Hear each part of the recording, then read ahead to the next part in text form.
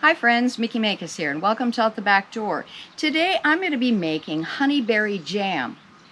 What are honeyberries? If you like blueberries, I think you'll like honeyberries. Join me.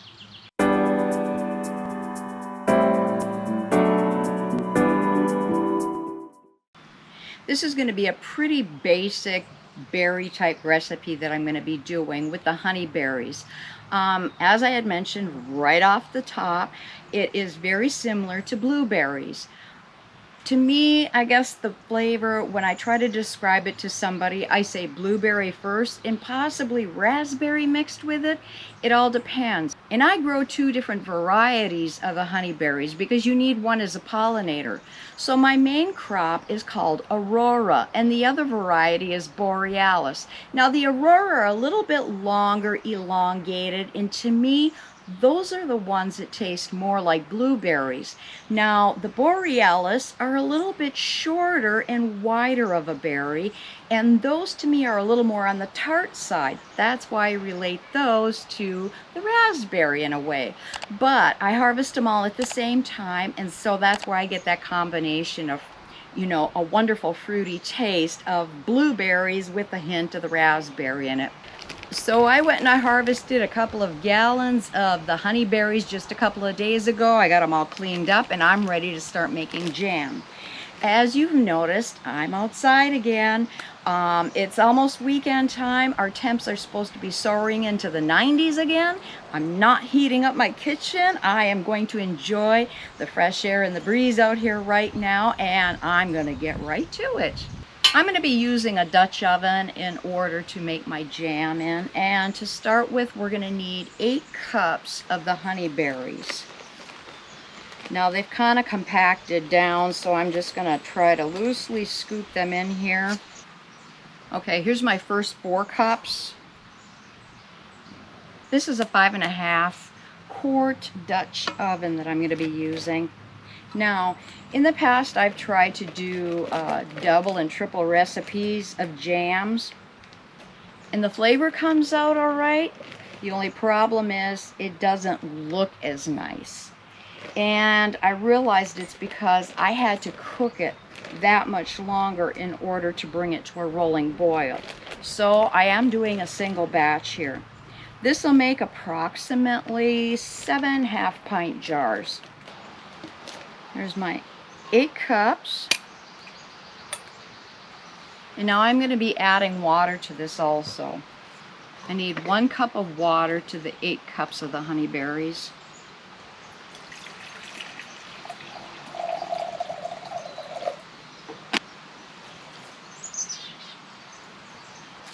One thing I didn't mention right away, I generally make a low sugar or no sugar jam, and that's what I'm going to be doing with this. I'm making a low sugar version. So I had to pick a different type of a pectin for low sugar or no sugar jams. This is by Ball. I also like to purchase this in bulk because it doesn't cost as much as the boxes. But what I'm going to be doing is I'm going to put in 9 tablespoons, and that's going to be equivalent to 3 boxes of the low sugar, no sugar pectin. I just tried to sprinkle the pectin all over the surface of it so I don't get clumps. Alright, so I've got the 9 tablespoons of low sugar, no sugar pectin in there. If you are interested in anything like this as far as bulk and getting a better price, I'll leave a link below in the description box to where I've purchased it. So I'm going to be putting a little bit of acid in here. I use citric acid. You can use lemon juice. If you're going to do this recipe, you're going to need 2 tablespoons of lemon juice. Right now, I just need a half a teaspoon of citric acid. And the reason I like to use citric acid instead of lemon juice is because there's a tartness of flavor in it, but at the same time, it is not going to change the flavor at all. Not like 2 tablespoons of lemon juice would do a whole lot, but I just didn't want that lemon flavor in there. Totally up to you what you want to do. I'm just going to kind of mix this up right now before I set it on my heat. And like I said, the main thing you're going to have to kind of watch when you're initially stirring this up is to make sure that your pectin isn't clumping. Right now it actually looks like a blueberry pie filling.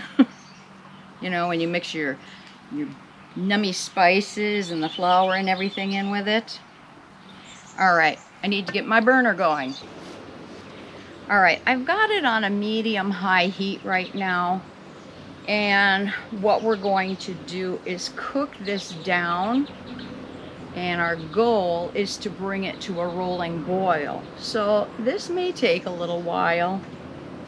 Okay, so while that's heating up, and I will keep an eye on it because I'm right here, I'm going to start getting the rest of my things ready. I'm going to put out my jars and get my lids and my rings and everything ready. Alright, I have got almost a rolling boil. The berries have been boiling for a short bit, and what happens during that process is they're going to be releasing their juices, which is going to give you more of that jam consistencies with pieces of the fruit in there. You can substitute any type of a berry in this recipe if you want, besides the honeyberries. I mentioned blueberries, raspberries, strawberries, blackberries, any type of a berry. You can use this exact recipe that I am doing right now. Oh, that berry, it just smells so good. I wish we had smell-o-vision. At the same time, I've been waiting for this to come to a boil. I also got my canner ready. That's full of water, and I have the flame underneath that. Okay, so I want to know, what is your favorite jam flavor? I mean, I'm going to be doing another video with some honeyberries, but I'm mixing up fruits together, and I enjoy doing that. Okay, I'm finally at a rolling boil, and what that means is no matter how much I'm stirring it, I can't stir the boil down. So I'm going to time it for 5 minutes. Alright, we've had a rolling boil going for 5 minutes, and now I'm going to add my sugar. As I said, this is low sugar. May not seem like it, but I'm going to be putting 4 cups of cane sugar into it.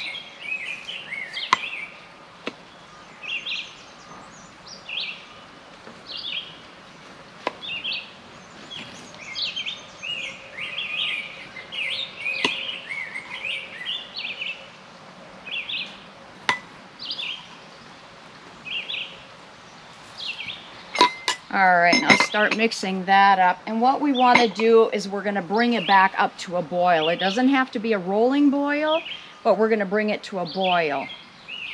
And when you put your sugar in, your boil slows down. We want to make sure that that sugar is dissolved well. Now you can probably tell with the flame, I did turn the temperature up a while ago in order for it to come up to that rolling boil. Alright, make sure you're stirring it around really well, especially if you're not using a non-stick pan, because you don't want to scorch that sugar at the bottom. Make sure that it's getting mixed in well. Once this comes up to a boil, I'm going to boil it for 1 minute before we remove it from the heat. Alright, this has boiled for a minute. I am going to turn the heat off and remove it, and then I'm going to let it sit for like 4 minutes. These are my hot mitts. If you've seen me canning before, you know that I like to use my insulated gloves a lot. The reason we're going to let it sit just for a short bit, if there was any type of a skin forming on the top, or that foam, you would want to use a spoon to gently remove the foam. Now the foam's not going to hurt you any, but it's just not going to look pretty in the jar. So that's why we always scrape off the foam. Now, hang on to that foam and make yourself a piece of toast or an English muffin or something, and then put the foam on top of it. Okay, this appears to be setting up very quickly, which is a nice thing. So I'm going to start jarring this up.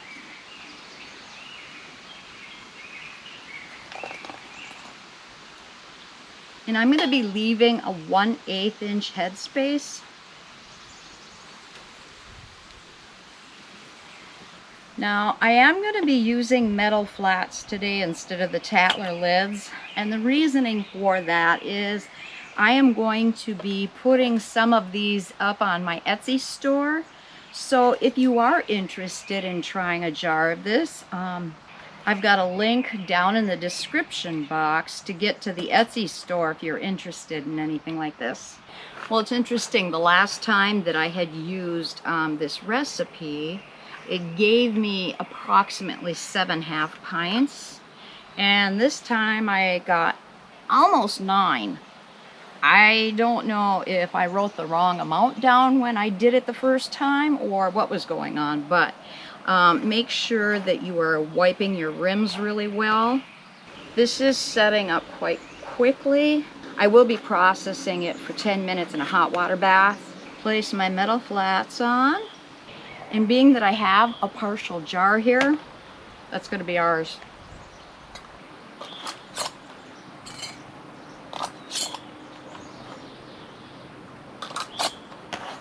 Alright, these are all ready to go in the canner. Like I said, I am going to be hot water bathing these for 10 minutes and then I'll take them out. Alright, the first batch of jars, they're out of the canner and I'm going to let them sit and cool. I'm ready to jar up another batch already, so I'm going to get on it. I hope you enjoyed this video. If you did, please consider subscribing, hit that notification bell, and share. Give me a thumbs up. And if you have any comments or questions, please leave them below because I really would like to hear from you. So until next time, you have a wonderful day. God bless.